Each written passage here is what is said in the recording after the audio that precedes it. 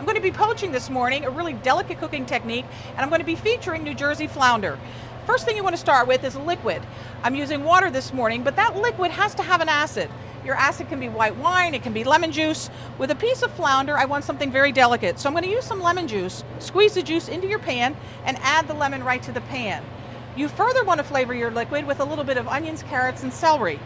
Eventually, I could turn this mixture into a sauce. You bring it to a boil. I'm cranking up the heat to high, and once it boils, you're going to turn it down so that the water is just gently simmering. You barely want to see bubbles coming up off the surface of the liquid. I have a piece of New Jersey flounder here. This fish is barely an inch thick. I don't even think it's a half an inch thick. It's a nice, small, delicate piece of fish. What we're going to do is slide it into our acidulated liquid, and we're going to let it cook very gently in there. It's going to take probably less than 5 minutes. If you have to use a thermometer to figure out the temperature, it will be done at 135 to 140 degrees. We have a little bit of boiling around the edge of the pan. I'm going to turn my pan down so that there's just a bare steam and quiver coming off the surface. We're going to put the fish, well, let me use my hands, it's much easier.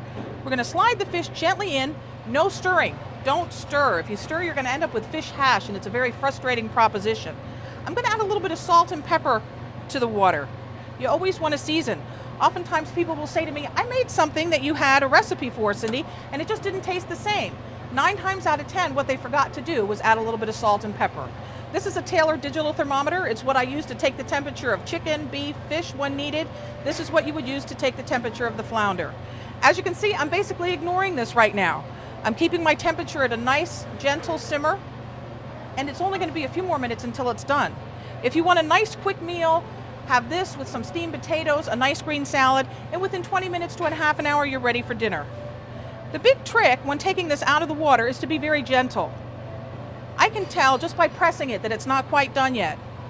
What am I looking for when I press it? It should feel like this part of my hand.